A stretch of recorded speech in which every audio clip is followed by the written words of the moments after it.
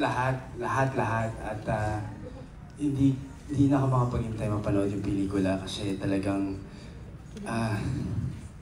napakaganda nito. Promise. As in, ayun lang. Wala akong masabi. Bianca, your very first lead Star Cinema GMA Pictures and Regal Entertainment movie. Anong nasa isip mo? Iiyak na yan. Grabe. Ganito pala pakiramdam maging matupad yung pangarap.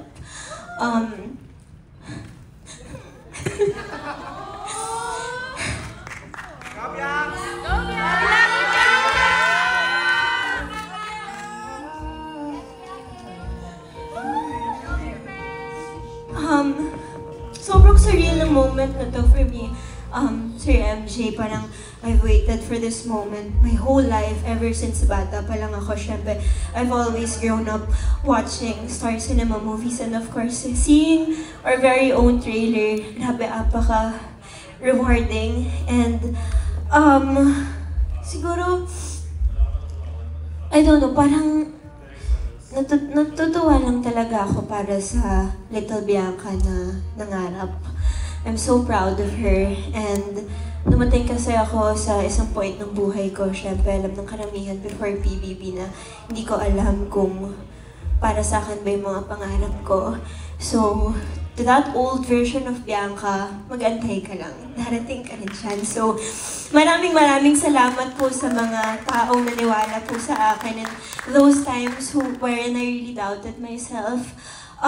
Star Cinema has been there for me since day one. Sabay sila nangarap kasama ako, and through thick and thin, they've always been there for me. So maraming salamat po to Sir Chris Gasman, of course, Tito Cory, Sir Carlo, of course, Direk May was my first director ever.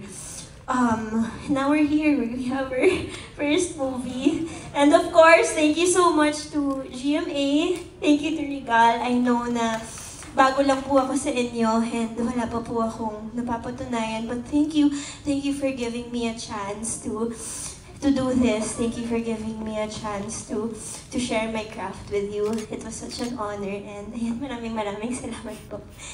Parang tapos na yung press ko, no? Hindi pa! Sorry, We're just getting ako sa started. emotion. Medyo emotions lang talaga eh. Sige. Of course, sorry, add ko Go lang. ahead. Later na lang, hinter ko na lang kayo link, no? Kasi baka matapos. Oo, mamaya na yung thank you sa dalawa. Baka tapusin mo na, Bianca. Wag muna, okay. Relax ka muna dyan, Papatiin muna natin lahat na makasama natin ngayon sa ating Q&A. Tal, our birthday girl, ikaw muna! Go, greet everybody, please.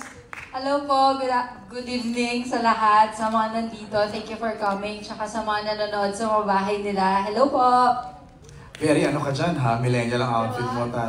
Oh, I know. Rain! Hello po, congratulations. Sweet naman masyado. Hindi ko rin po alam. First time ko rin po manood ng trailer po namin. So na ano ka rin? So, ayun po, congratulations po, Bianca, Will, and Dustin. Super grabe yung chemistry nilang tatlo. Right. I couldn't imagine. I can't even pick myself. But yun, congratulations po, and I'm super happy to be here. It's also my first Star Cinema movie. Wow, congratulations, Rain. And of course, the queen of punchlines, Cyril Manabat. Ikaw yung mga hilit mo, one-liner mo, Say. Ayun po, thank you po sa pagsama sa amin ngayong gabi. Thank you po dahil sinamahan niyo po kami na ma-witness po ng first time din yung trailer. And of course, congratulations, Direk May. Congratulations sa inyong tatlo, Dustin, Will, Bianca. And congratulations sa ating lahat, and congratulations, puro congratulations. And thank you po so much sa lahat po ng kasama po namin dito po sa PIN, of course sa crew. O, di ba mali ba ako? Queen of punchlines, di ba? You look amazing, by the way, Thank you po kahit tinawag niyo po akong Sailor Moon. I know, para Sailor Moon, it's giving Sailor Moon. Zach, ikaw naman, please greet everybody. Aside from congratulating everybody, I just want to say, Bianca, my gosh, I actually wanted to cry when you teared up and everything. Congratulations to you and to Dustin and to Will, to everyone in the whole production. As in, like, seeing you grow, it's amazing. Thank you, Zach. Birthday. Ralph. Happy birthday, Happy birthday, Bianca. Ralph. There, so good evening everyone to our ABS family, our GMA family, and of course our Regal family at lahat ng Team Bahay. Thank you for tuning in. The night is young. Maraming aabangan dito sa Love You So Bar. So let's party! So siya yung party tonight no? Siya yun. Vince, ikaw naman. Hello, good evening everyone. Siyempre, congratulations sa ating lahat. Sarap lang sa pakiramdam kasi nakaka-proud tong moment na to. Nung nasa loob kami ng bahay ni Kuya, pinapangarap namin magkatrabaho kami lahat. And ngayon, nandito na kami. Masarap lang sa pakiramdam at sobrang saya lang talaga. Alright. And of course, our box office director, Direct May!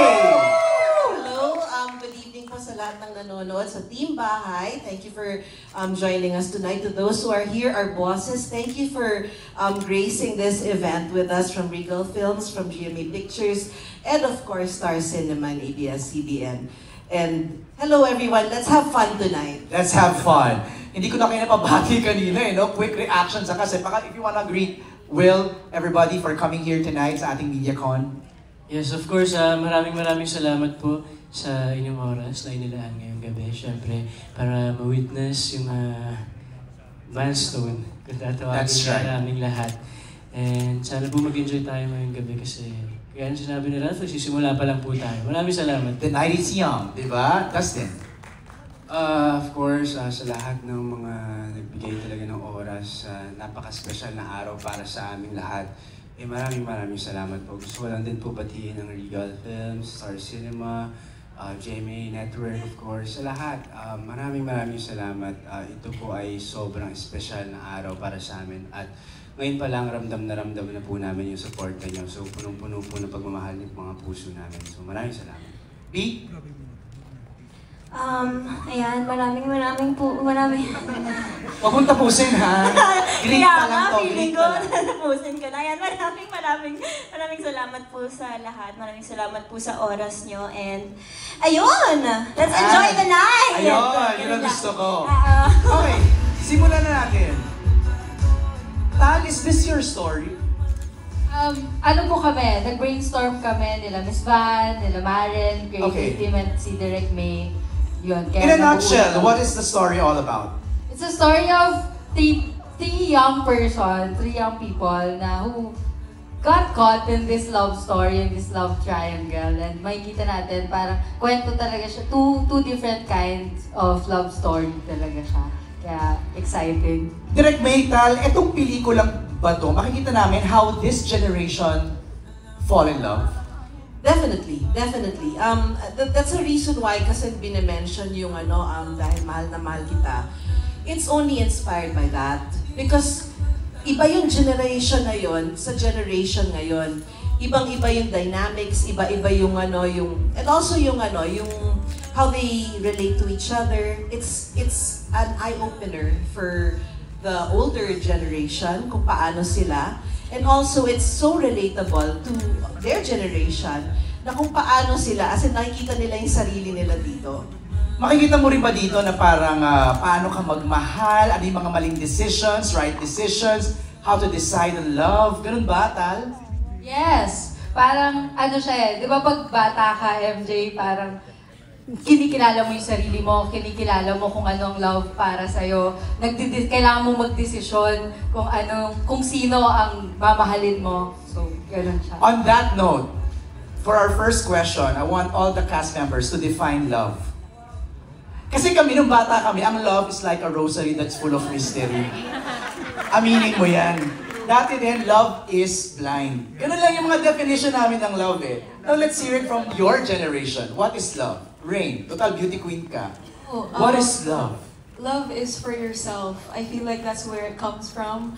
So that's where you should root it from, and then that's what you do for yourself as well. So choosing your partner, giving love to your family, your friends, and yeah, loving yourself at the end of the day as well, beyond everything.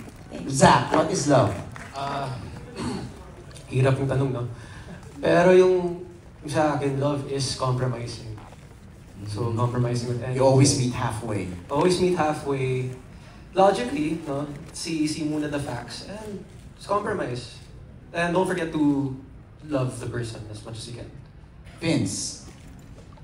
For me, love. Hirap talaga yung tanong pagtungkol sa love, no? Hirap talaga. Bro. Pero, Ala! Narinig niyo ba yun? pagdating sa love, siguro, pag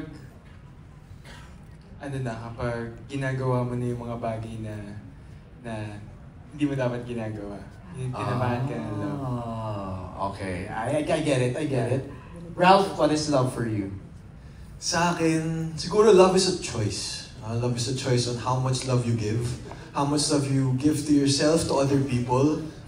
Who you choose to love also. And I feel like dito sa movie, choices are very important.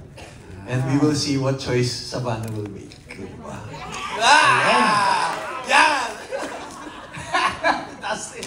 Tal, what is love? You guys, based sa generation mo. Love? Same lang naman kami ng generation. Okay. Okay, Tal. Love, I think parang may binabago ka niya, feeling ko. For good and for bad. Ang ganda. Direct May?